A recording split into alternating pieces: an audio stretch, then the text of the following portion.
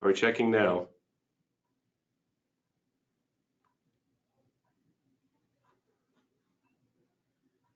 One, two. Oh, is that it? I see the lines moving now. Ms. T, are we working again?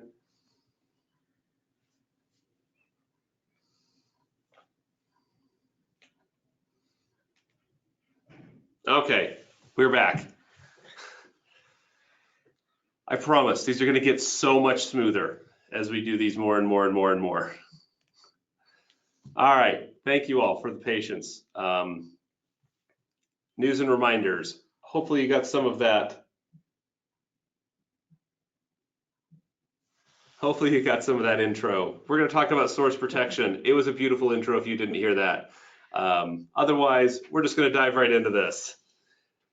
End of the quarter, check your sampling. If you're on quarterly sampling, double check on that. IPS 2020 is coming.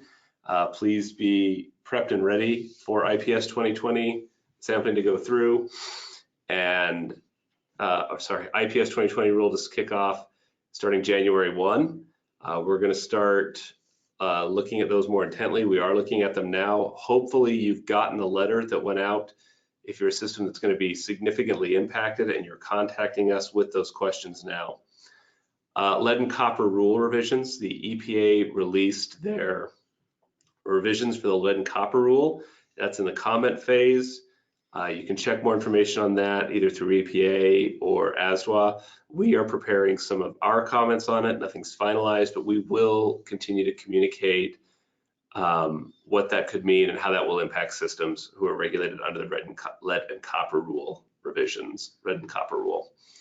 CEUs, it's the end of the year is coming. It's starting to snow in Salt Lake. That means it's time to prepare for the end of the year and look for, make sure that you're current on your CEUs. There are a number of CEU events coming up. You're going to get some today for doing this webinar, and check to make sure that you have what you need. November 5th through the 7th, there's a cross connection control program administrator training in Beaver, Utah. That if you have questions on what that could mean, go back and watch the cross connection webinar that explains what that is. November 12th through the 14th, that cross connection program administrator training is in Syracuse, Utah. November 12th through the 14th, there's also an operator certification training course in Utah County. I believe it is in Provo. The Rural Water website didn't have the most current update, but I am training at that. So I hope that there is a location. I'm pretty sure it's in Provo. Keep checking the Rural Water website and contact Rural Water if you have questions on where that's going to be or how to sign up. That's a great way to bulk up on a lot of CEUs and get some good refresher course on operator certification, or prepare yourself to take a certification test and move up. If you're a D1, you can prep and move up to a D2 operator.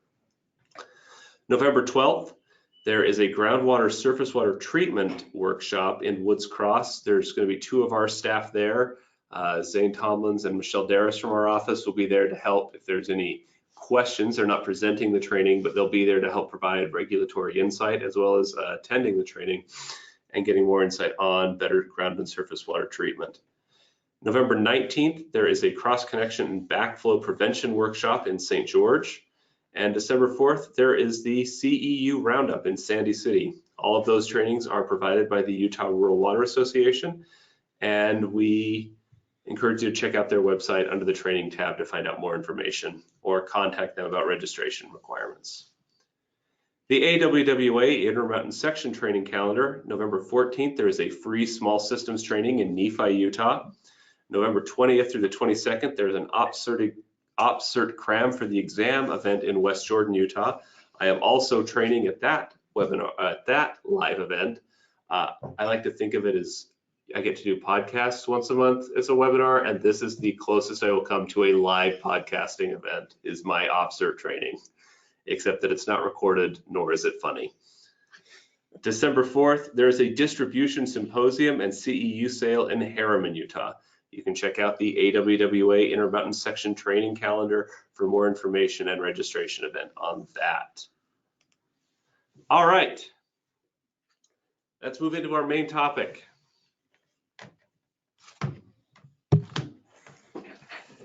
Drinking water source protection. I did introduce how much that I think this is one of our least understood and most important programs. Just that button, or you can use the arrows to move forward. Deidre, Beck, Melissa Noble here, 2 geologists, and the entirety of our source protection program to present the basics of source protection. I titled it, "Are you making these source protection mistakes?" Because I think that a lot of systems are, and there's a lot of questions about it. It's an area that we are putting a lot of emphasis on and ready to train on. If you have questions, fire them off in the chat and we'll try and answer them there. Okay, Deidre and Melissa. Hi, okay, let's get started.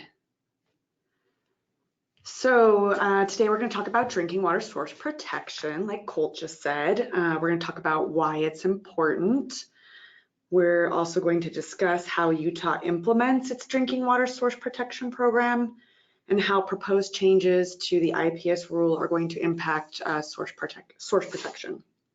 So keep your eyes peeled for the OOPS graphics. We are going to talk about some common errors and omissions that we see in plans that systems and their consultants develop as we go throughout the presentation. So the 1986 amendments to the Safe Drinking Water Act established the Wellhead Protection Program, which required states to develop programs for protecting areas from contamination around wells.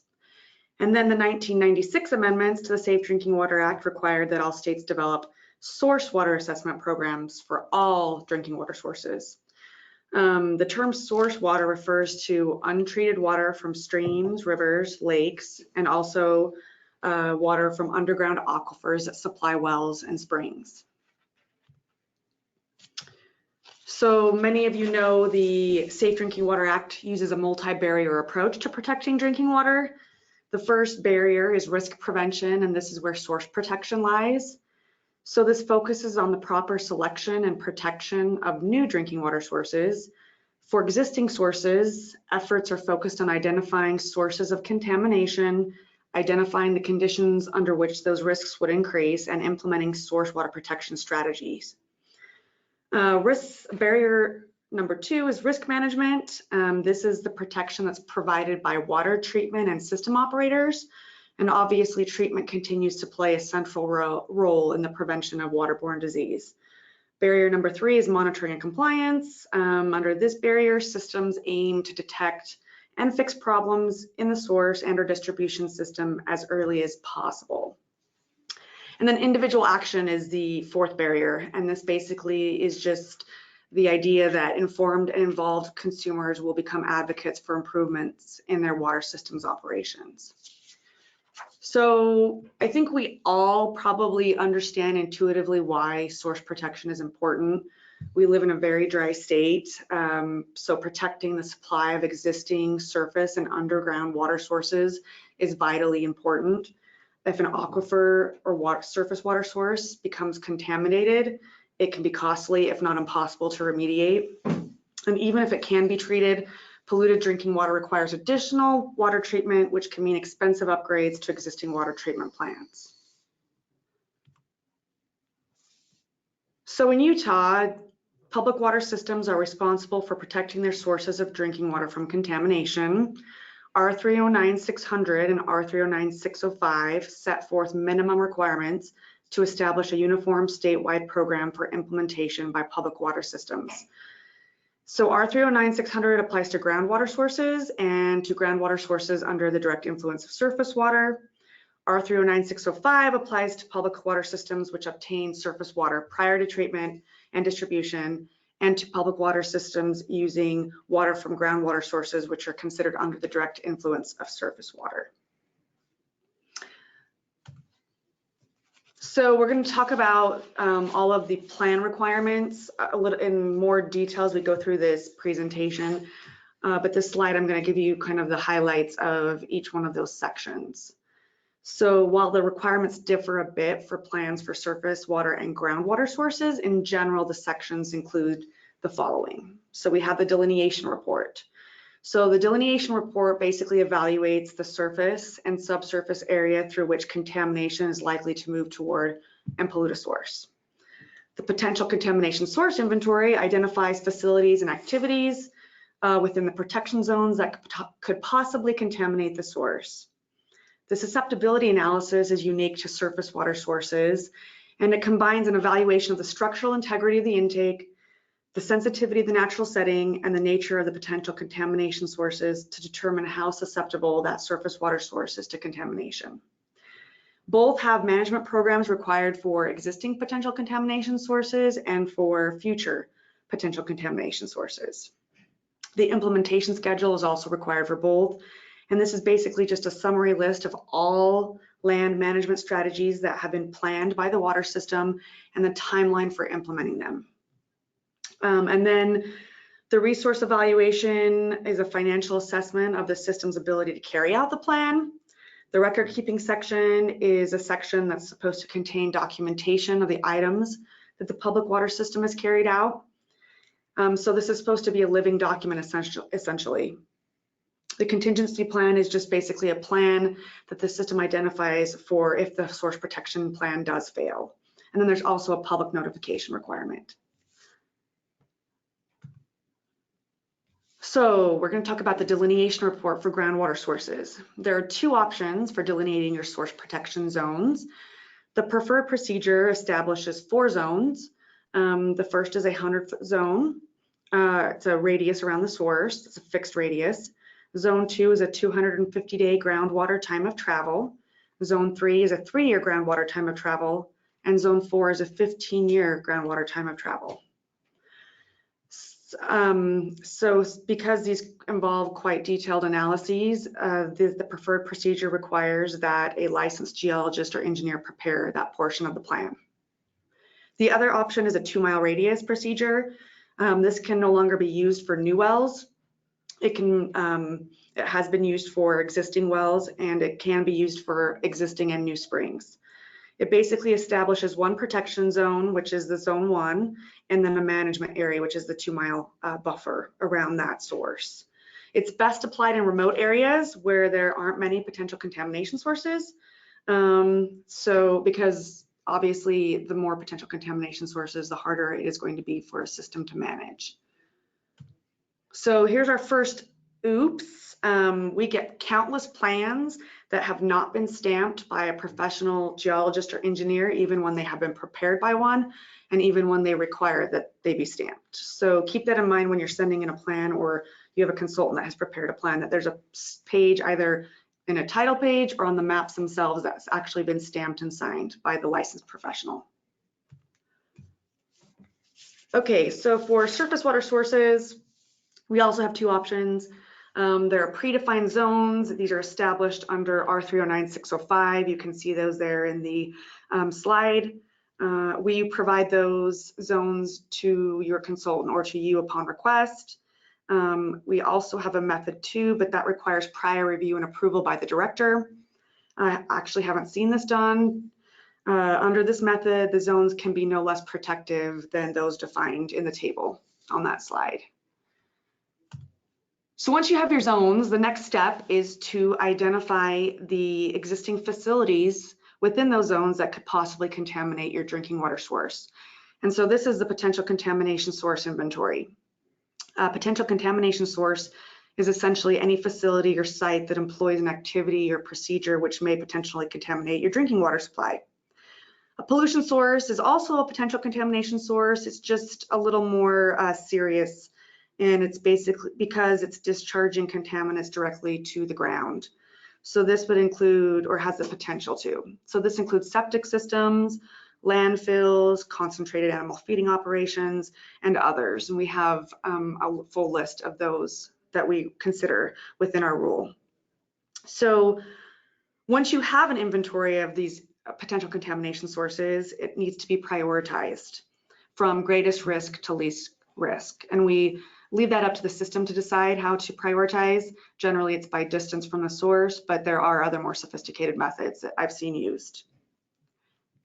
There is an oops on the slide because each PCS, as it's identified, and added to your plan, whether it's in the original plan or in subsequent updates, needs to be plotted on a map. So we often see in updated plans where a system has added new potential contamination sources to their plan and they don't actually add them to a map, and we will disapprove over that.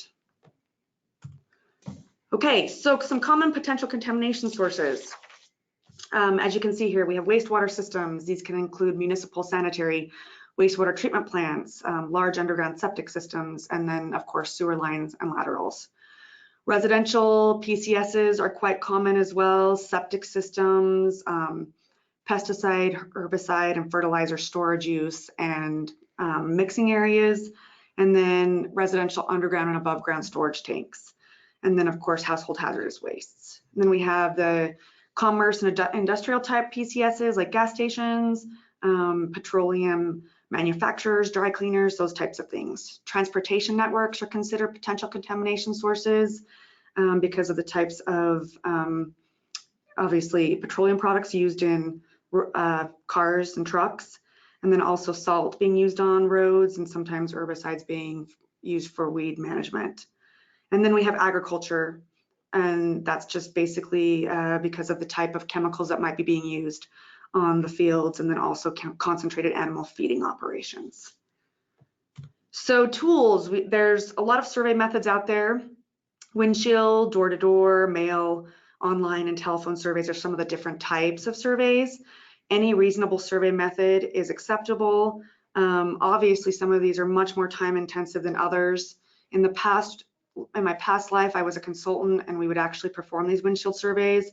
We would drive every single road and identify PCSs. Now, nowadays, it's so much easier to do things in the office online because so much information is available. One example of that is our DEQ interactive map. This can be accessed from the DEQ's main page or directly at enviro.deq.utah.gov. So the types of information that you'll find on the interactive map can help you in preparing a potential contamination source inventory. You can actually access drinking water layers, which include system facilities. That's just the sources like wells, springs, and intakes. And then also the groundwater and surface water protection zones for those sources. Those layers do require a login because they're considered protected and sensitive. And so you have to actually go through a formal process of requesting access to get those layers. And then as you can see, the other 4 divisions within the Department of Environmental Quality also have a multitude of layers available that would qualify as potential contamination sources. As you can see, DER has UST sites, leaking underground storage tank sites, dry cleaner facility, the CERCLA sites, and then we also have many others here that should make it onto your inventory if they're located within your zones. All right, I'm going to take over. This is Melissa. The next portion of the plan involves assessing the current controls in place to protect against hazards associated with each potential contamination source. So we recognize 4 different types of controls, as you can see on the slide.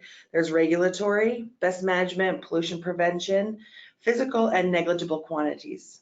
So with regulatory controls, things such as codes, ordinances, rules, regulations that affect to regulate the potential contamination source hazards.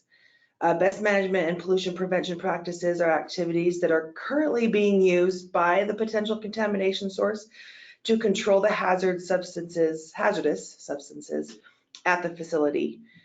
Physical controls are man-made structures and impoundments such as spill protection or secondary containment that are in place to prevent a hazard from entering the groundwater. The last one's negligible quantities control. It refers to the amount of toxicity of a hazardous substance that is used by a potential contamination source at their facility. It means that the risk of groundwater contamination is so negligible that it's not worth the time and effort to plan land management strategies to control it. Public water systems are not required to plan and implement land management strategies for potential contamination source hazards that are assessed as adequately controlled. but they do need to be reassessed periodically. Any hazard that's not assessed as adequately controlled is considered ... not adequately controlled. I know, amazing. Our wording is awesome. So if the hazard at a potential contamination source can't be identified, the PCS must assess that as not adequately controlled. Many potential contamination sources, hazards have no controls and must be assessed as not adequately controlled. So we've got a little oops here. Let's see, did it come up? I can't see. Oh, no, Yes, it didn't. There it is. There it is. Got it. So there's oftentimes we see incorrect assessment of septic systems. These are always considered not adequately controlled or uncontrolled because they are designed to discharge contamination to the ground.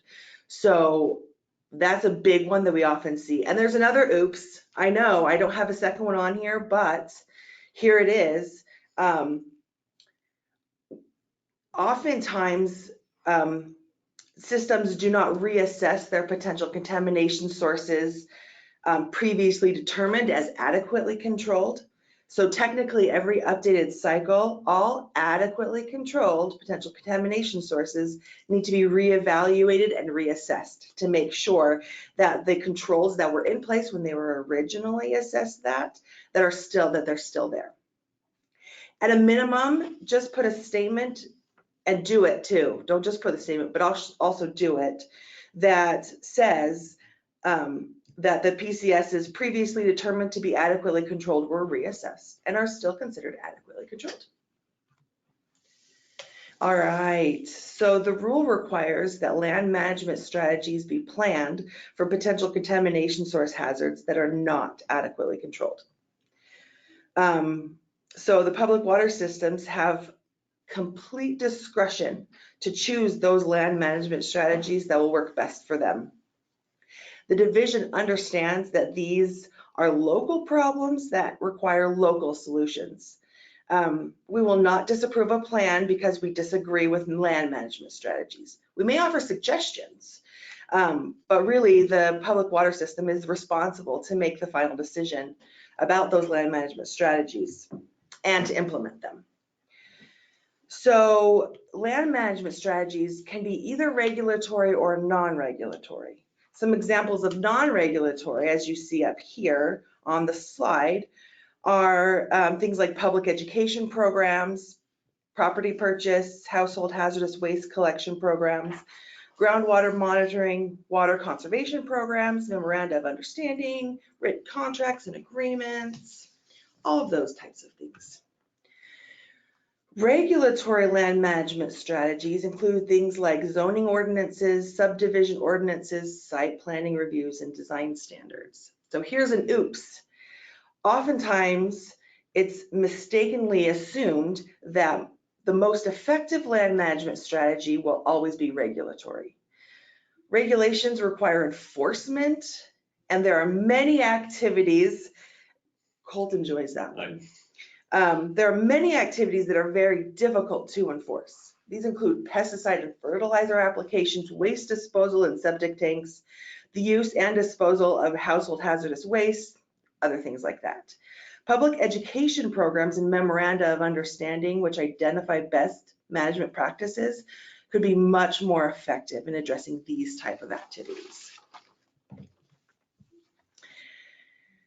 Land management strategies must also be planned for future potential contamination sources. Many public water systems lack the authority or jurisdiction to pass and enforce zoning ordinances within their protection zones.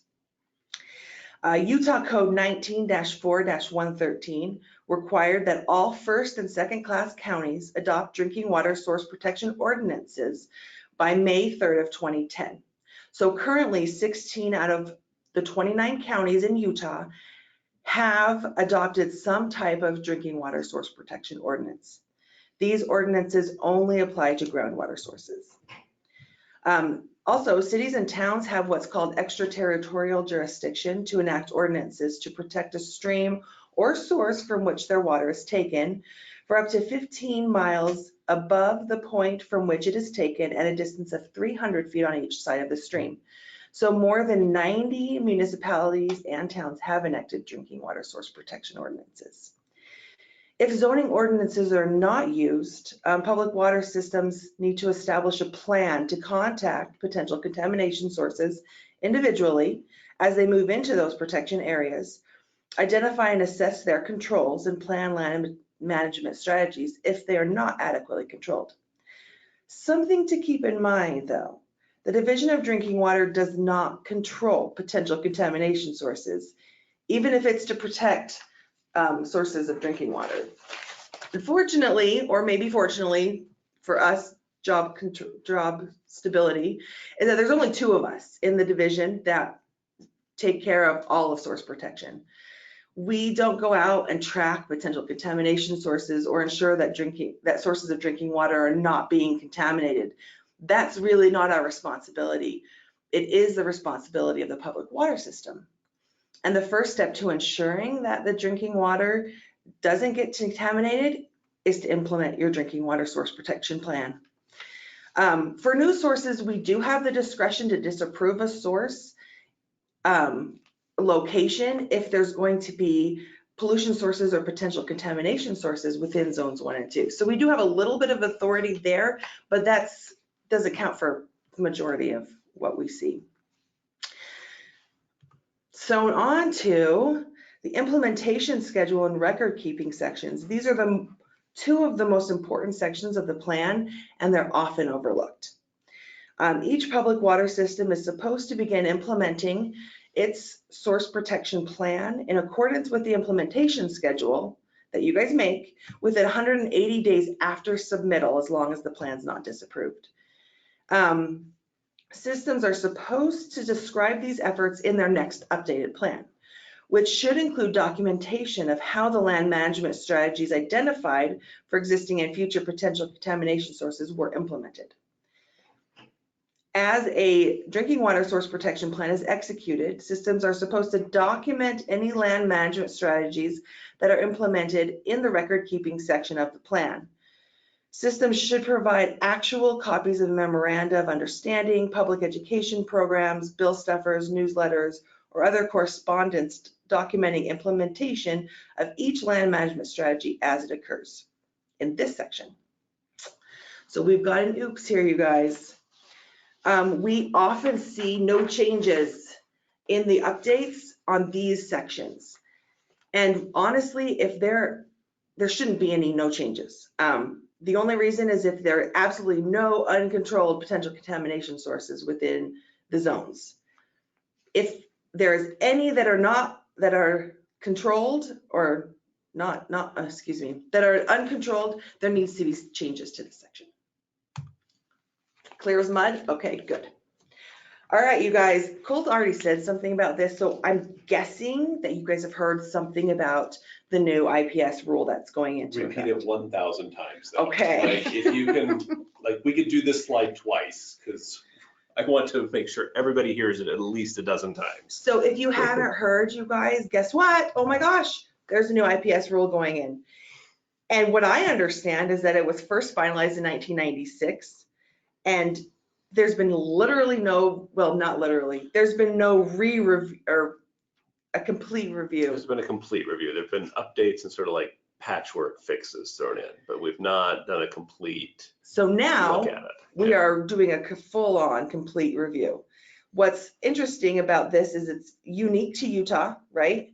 And the idea is the revisions will better align with EPA's enforcement tracking and health risks. So where am I at? So if you guys haven't heard of this and you don't know anything, go check out waterlink.utah.gov. Go look at what your points will be in 2020, which is starting January 1st, 2020, and see what it's going to look like, because it's going to be different. And I'm going to talk to you a little bit about what source protection part is going to be.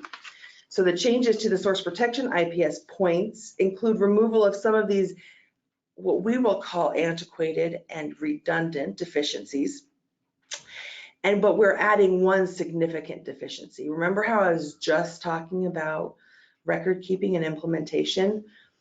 Here we are. This is going to be our new, and it's a significant deficiency, you guys. Drinking water source protection plan not implemented according to management strategies in drinking water source protection. So this proposed deficiency has been added because too often we see systems develop plans that are never actually implemented. So also, it's really important that you understand and you're aware that the points will now be assigned per facility and not system. So if you have 10 different sources and you don't turn in an updated source protection plan when they're due, then you will end up with 50 points, not just 5, 50. So it's really important that that you keep an eye on this. So what does this mean? If a system can't demonstrate that they have implemented their plan, which includes documentation of how the land management strategies identified for each existing and future PCS were implemented, a significant deficiency will be assigned. So let's start out. What do we want you to do? Right now, do you know where your source protection plan is? If you don't, you can call Deidre or me or email us, and we should have it on record here. We'll give it to you. No questions asked. We'll just hand it to you. But if you actually have it, look at it. Go look out at those sections and see what it says. Determine what strategies were proposed to control those potential contamination sources that are in there. And then think about what you've done over the last however many years. Have you implemented those? So oftentimes we will have consultants that have these grandiose ideas of how to implement really great ideas to protect, but there's something that's maybe a little bit outside of the reach of the water system. They're not actually going to complete those. So when you get a plan and a consultant has done that for you, honestly, go look there first and say, this maybe is a little bit much for us, and have them step it to a place that you are comfortable and will actually do. So if you have done it, or if it's something that you haven't done, then come up with something that works better and honestly put that in your update. We didn't do this, but this is what we're going to do instead of what this says. And if you have done it, then fantastic. How can you document that? So we sent out letters. We want to see the letters, and we want to know what date you sent them out. We sent out bill stuffers on this date. Whatever you did, please put it in your record keeping section also with what you sent out and what you did. So the system would have 120 days to demonstrate that they've implemented their source protection plan if you get a deficiency. Current thinking is that deficiency will be caught during each updated cycle for the next few years. So right now we're not going to do some crazy thing about this new significant deficiency. We're going to be looking through the updated plans and saying, okay, did you do this? Did you not do this? And at some point in the future, we're planning to have a sanitary survey question be added so that the systems will have to show the surveyor that they have documentation demonstrating that they have implemented their plan in order to be compliant. All right, so what is this updated plan that I've been talking about? So every 6 years, a source protection plan needs to be updated according to the schedule. And the schedule is not based on randomness. You might think so, but it's actually based on the system's population. So as you can see, this year we have surface water sources are due for the larger than 10,000 population. But there's a big oops here. Why? Because it's not from when you first submitted your plan. So it's literally from a schedule. So make sure, this is super common. Plans won't get updates won't get turned in, and then the systems will come back to us really confused. Every time in our concurrence letters, when we send you one, okay, great, you did your plan In there, we do have a very bolded section that says when the next plan is due.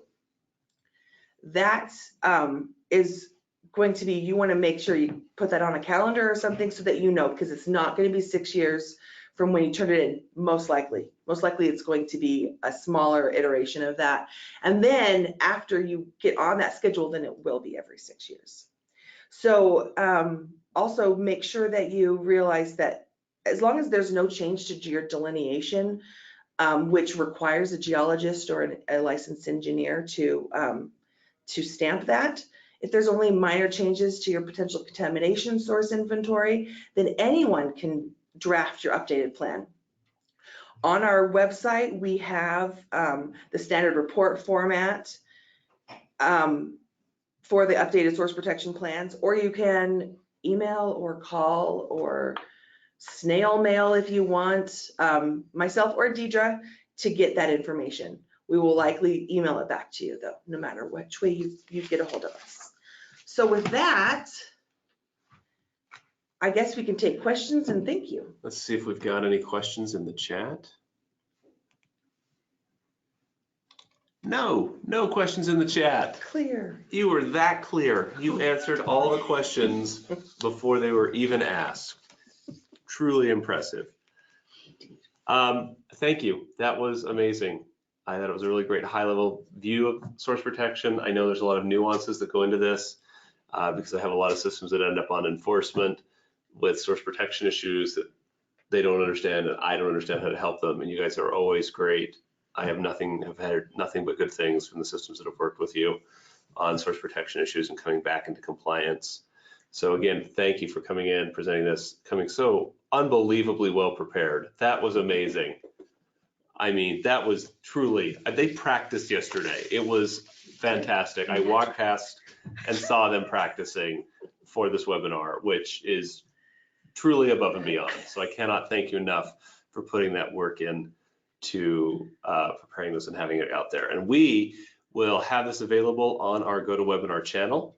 We will post it to the Utah Division of Drinking Water webinar website, as well as posting it on our YouTube channel, which is the common spot. So congratulations, you're YouTube stars in the fascinating world of environmental regulation YouTube videos.